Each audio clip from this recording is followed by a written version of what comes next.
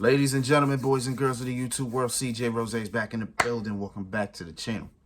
All right, I would have did this earlier, but I was really relaxed today, so I didn't want to go do it. But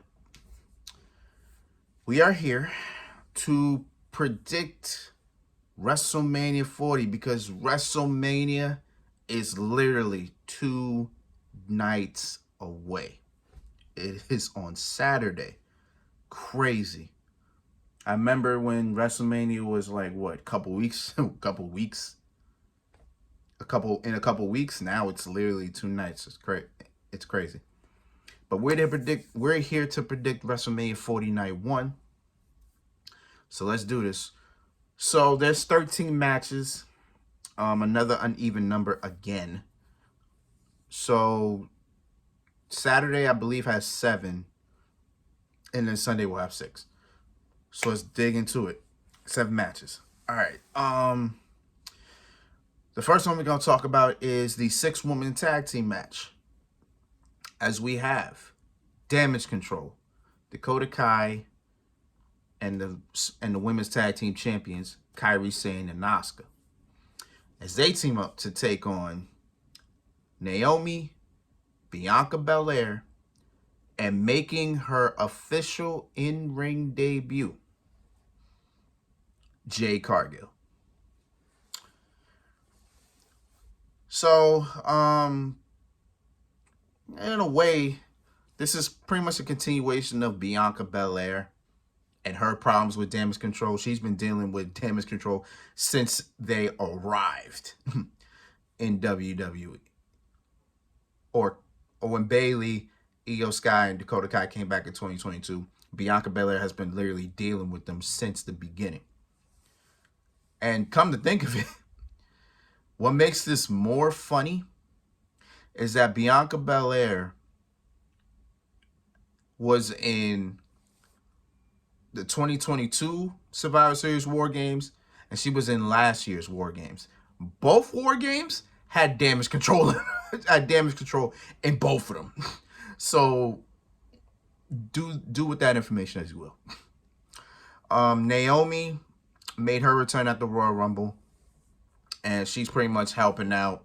She was helping out Bayley at first because, Bayley already at this point in time already got, betrayed by Damage Control. So Naomi was just helping out because, Naomi's a good person.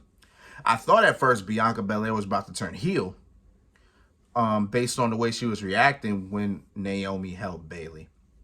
But then she said she came to her senses. She thought about it, and she was like, you're right. Let bygones be bygones. Let it all be. And now Naomi and Bianca Belair, boom, helping each other out.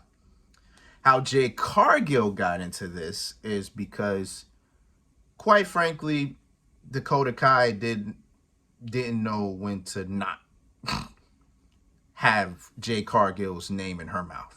So since she uttered her name and talked bad on her name, Jade Cargill said, "Word, that's what we doing?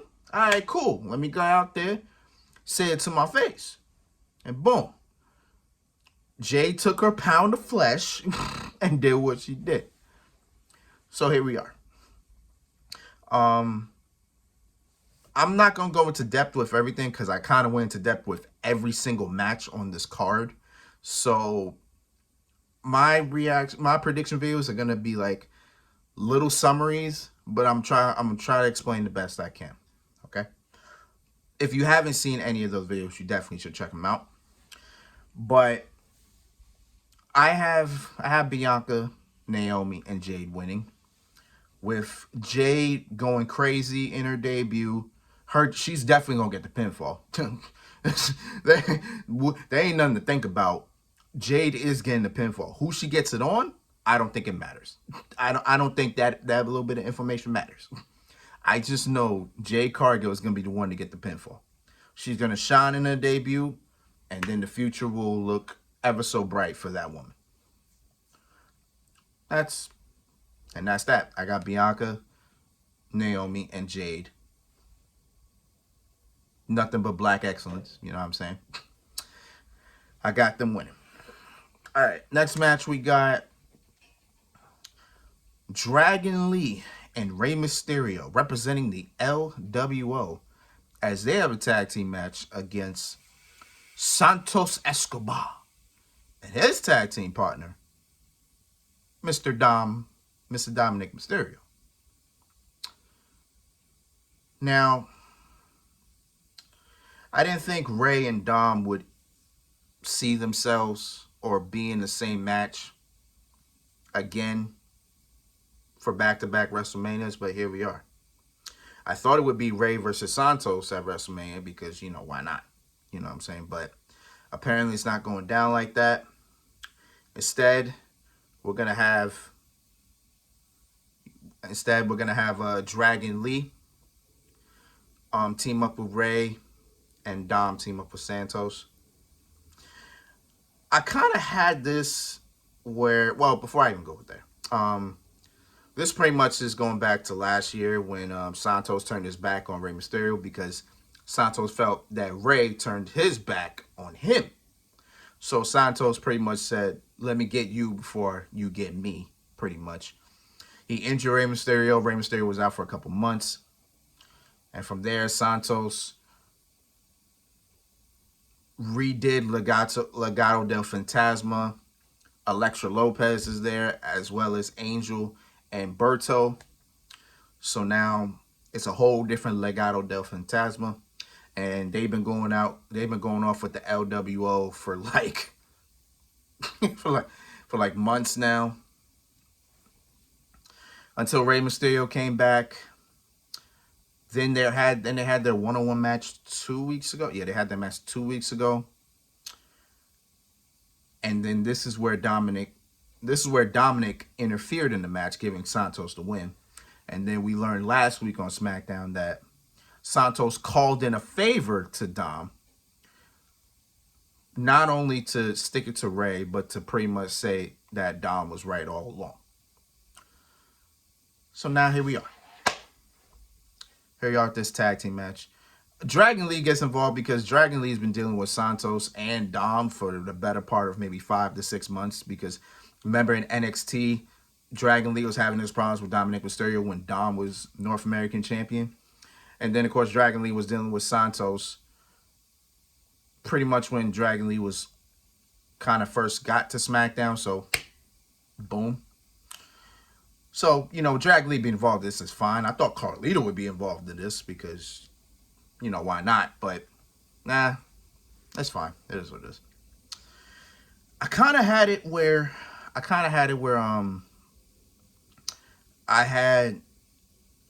it where I feel like Rey and Dragon Lee would win. And then that way, Dom gets mad at the fact that he couldn't beat his father in 2 consecutive WrestleManias. So now, he starts to get obsessed. He starts to get annoyed that he just can't beat his father. And then, come WrestleMania 41, he just gets so angry to the point where he now challenges his father. And then he gets the stipulation, if you lose, if Rey loses, then he has to retire. Things like that. And then, Dom could beat him at WrestleMania 41, and then he can go on. And then he can go on pretty much saying, I beat my father, I put him in retirement, now he could carry on the Mysterio name, right? That's kind of how I had it. Another way I could look at it, and somebody pointed out to me in the video of which I explained this match, somebody said to me, they can see Dom and Santos winning with Dom pinning Rey. I kind of could see that happening too, because then Dom could, Dom could just run with that. You know what I'm saying? He could run with that. Like, I'm the one that pinned my father at WrestleMania. You know what I'm saying? And then maybe we can probably still get to that WrestleMania 41 match. Maybe. I don't know. I don't know if we want to see Rey and Dom for the 3rd time in 3 consecutive WrestleManias. Maybe we can see that at SummerSlam or something. I don't know. You know what I'm saying? Maybe because there's a lot going on in 2024. So, there's a lot of opportunities for a lot to happen. So maybe something happens. I don't know. We'll see. But yeah. I felt more. I was leaning more towards Ray and Dragon Lee. So boom, I'm gonna go Ray and Dragon Lee to win. Um, yeah, yeah. I kind of got Ray and Dragon Lee winning this. Honestly, we'll see how that goes. All right. What do we got? 5 more matches left. I'm gonna go. I don't want to go there yet. I guess we go. I guess we go tag titles.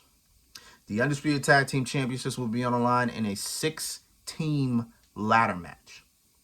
As the Judgment Day, Finn Balor and Damian Priest will defend against Xavier Woods and Kofi Kingston, The New Day, Tommaso Ciampa and Johnny Gargano, DIY, Grayson Waller and Austin Theory, Tyler Bate and the Bruiserweight Pete Dunne, New Catch Republic, and quite possibly maybe the favorites walking into this, The Miz and R-Truth, Awesome Truth. Now, the way this whole thing went, and I don't know how we even got to the 6-team ladder match, but pretty much this all stemmed from when R-Truth just out of nowhere thought he was a member of the Judgment Day. And pretty much from there, Truth just kept trying to get into the Judgment Day, things like that. Start selling merch, giving them money and all that, until the other members of the Judgment Day were getting mad, and they told Damian Priest, "You got to end this," because Truth was going to Priest for most of the time. So that's why. So he felt more compelled to go to Priest than anybody. So from there, they were telling Priest, "You got to end this. You got to end this now." So I think it was January or February. That's when the Judgment Day beat the hell out of Truth. I actually have no idea how the Miz got. I forgot how the Miz even got into this, but I think they actually had a tag team match. Yeah, I think they had a tag team match because this was Miz was face still. Yeah, this is when he was face. I think the Miz and Truth had a tag match with the Judgment Day, and Truth thought it was a 3-on-1 handicap match, but no, it wasn't the case. Then Judgment Day beat the hell out of him. They beat the hell out of Miz, and then R-Truth's mind started getting to the point where it's like, all right, it's time. All right, Judgment Day are not my friends anymore. They don't like me. They don't respect me. Boom, it's time to get out. And still, I don't even know how we got to a 6-team ladder match, but here we are. With 4 other teams that I can't see winning this match. The New Day don't need to win. They're a 12-time tag champs. They don't need this. DIY already had their opportunity 2-on-2.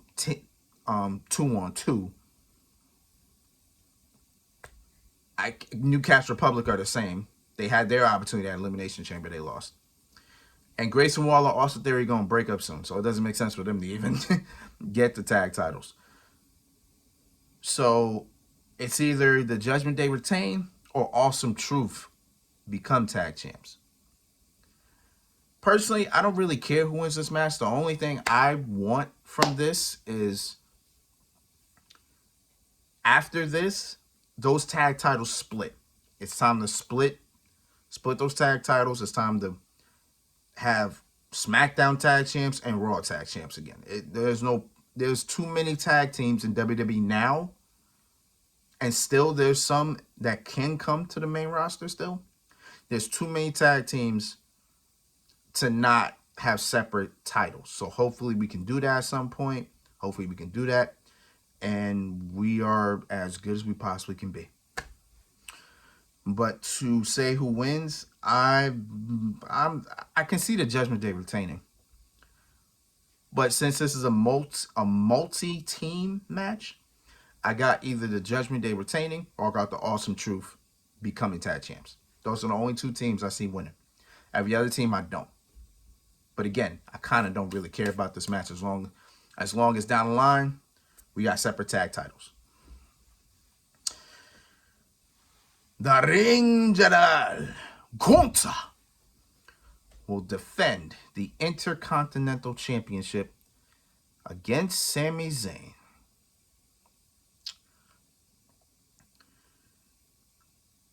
The longest reigning Intercontinental Champion is Gunther. He has beaten a myriad of people. Sheamus, Drew McIntyre, Kofi Kingston, Rey Mysterio, Ricochet, Madcap Moss when he was here, Bronson Reed, Miz, Matt Riddle when he was here.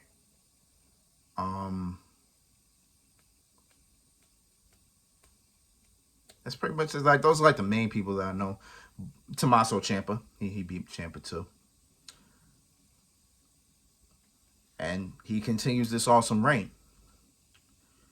Now he's got Sami Zayn, who won a gauntlet match where we saw the final two being Chad Gable and Sami Zayn. And from there, Sami Zayn won in an awesome. The final two between Chad Gable and Sami Zayn, that was an awesome. That part right there, awesome. It could have went. It literally could have went either way. But it went to Sami Zayn, who I felt won anyway, because we already had this storyline of, damn, what's Sami Zayn gonna do at WrestleMania? And we already had that before we even got to this gauntlet match. So boom. Now for the past couple weeks, Sami's been getting advice from Chad Gable, pretty much asking Gable, what can I do against him? And for some reason, I feel like that's going to come into play at some point. I don't know when. And I don't know when it's going to come into play. But it's going to happen at some point. I just don't know, right? As it seems Chad Gable's not with Alpha Academy at the moment. So he's doing his own singles thing. But it just feels like, man, that... I don't know when it comes to play. Does Chad Gable screw Sami Zayn? That's what I was thinking. Now that I think about it, like, is Chad Gable going to screw Sami Zayn out of the title? And then him just say, I'm the one that's supposed to get it done. Did Chad Gable and Sami Zayn have their own little rivalry? Or maybe Sami Zayn wins and then they still have their little rivalry? I don't know. I don't know. All I know is that Chad Gable's going to play some type of part. I don't know what, but he's going to play some type of part. But either way, I had Sami Zayn winning this. I had Sami Zayn winning the Intercontinental title. Because I can see Sami Zayn winning. I can see this being one hell of a match. I can see Sami Zayn winning. And hell, I could see him winning another title in a consecutive WrestleMania. So I had Sami Zayn winning because I just want Gunther to. I mean, at this point in time, Gunther could lose the title. He could lose the title. You know what I'm saying? He could lose it. But I want Gunther after that to go after the world title because it's time for Gunther to get after the world championship. So hopefully at some point we can get that done and we can do what we can, you know what I'm saying? But for now, strongly, I got Sami Zayn walking out in the Continental Champion. As we move to the women's world title, as Rhea Ripley defends against Becky Lynch. I was sitting here saying to myself, these two never faced, but apparently they have faced. But it's been since 2019, which my guess would have been when Becky Lynch, if we're talking 2019, that means Becky Lynch was the Raw Women's Champion. And Rhea Ripley was on fire. Because that at the end of 2019, heading into 2020, Rhea Ripley was untouchable at that point. She was hot. She was on fire. So now we're here in 2024, and Rhea Ripley is pretty much in the same position she was in 2019. She's hot. She's on fire. She's untouchable at this point. Against Becky Lynch, who, in her mind, she feels she wants to see if she can compete and see if she's better than Rhea Ripley. I kind of been struggling with this one. This one's a little bit of a struggle because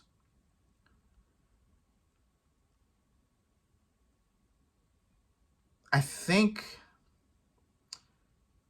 see, with Rhea, I don't know where you can go, and I don't know how many other people you can face because she's pretty much faced everybody that there is to face. You know what I'm saying? So, again, I don't know if we're doing a draft at any given point.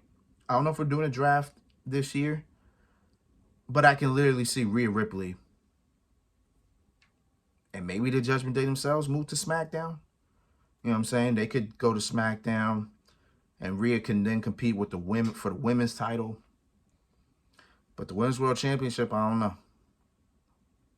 don't know. I'm stuck between these two. Because I kind of really can't see Rhea walking out champion.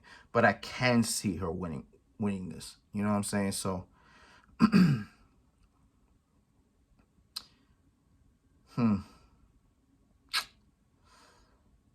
going to go on a limb here, and I say Becky Lynch becomes the new Women's World Champion. I'll go out on a limb. I can't see it. I can see Rhea winning, but I can't see her winning. I don't know. It's a weird one. But I got Becky Lynch walking out champion. So I'm seeing it. For the third time ever in WrestleMania history, we will have ourselves a brother versus brother match. First, it was Brett versus Owen at WrestleMania 10. Then, it was Matt versus Jeff Hardy at WrestleMania 25. Now, here we are at WrestleMania 40. It will be Jimmy versus Jey Uso. Well, this match was predicted all the way to last year when Jimmy cost Jey the Undisputed Universal title. And from there was a lot of confusion trying to figure out why did Jimmy just cost Jey the title, and why did he just go back to the bloodline when he was literally the first one to remove himself from it. And to this day, I still don't understand. I still don't understand Jimmy's motives. So is Jimmy hatching a plan here? Is something going to happen? I don't know. So with Jimmy, it's kind of confusing. But he wanted to stray away from his brother. So here we are. Meanwhile, Jey Uso went to Raw. And ever since then, Jey Uso is one of the biggest mainframes on Monday Night Raw. He is one of the main attractions. He is main event Jey Uso, after all, you know what I'm saying? But throughout the course of, since August, Jimmy has cost Jey the Undisputed Universal title, the Undisputed Tag titles, and the Intercontinental Championship. So Jay's got a lot of pent-up aggression to beat the hell out of Jimmy. And I wouldn't blame him. I wouldn't blame him. You know what I'm saying? I would not blame him. So, here we are. I said Jey wins, and I don't think there's another way this could go. I got Jey Uso winning, and then he could go on to do whatever. I don't know what Jey does after that, but Jey Uso could go and have a feud with somebody. I don't know. Like, maybe him and Sammy go at it for the Intercontinental Championship, or maybe goes after that IC title, or maybe he goes after the World Heavyweight Championship. Who knows? But a big win at WrestleMania, a high-profile match at WrestleMania, big win goes a long way. So we'll see. Yeah, I got Jey winning. Simple as plain. As all this leads to the main event,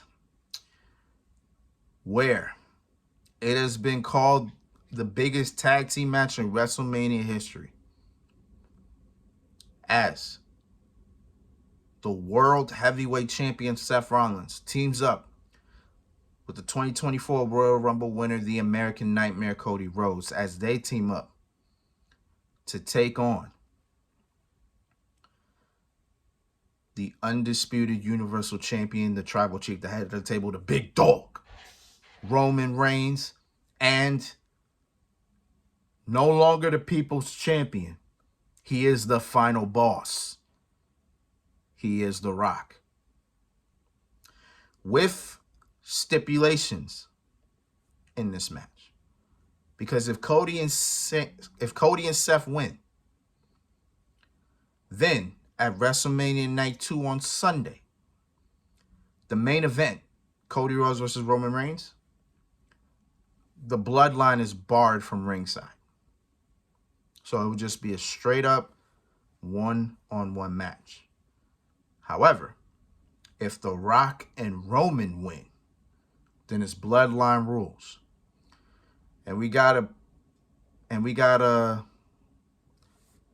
We now know what bloodline rules is, which is pretty much no disqualifications, no countouts, anything goes. I just don't know why they call it bloodline rules if there's if there's nothing special to it. You know what I'm saying? But hey, it is what it is. Man, how we got here is insane. It's been a whirlwind. I could sit here and talk about that for a while, but I'm not about to.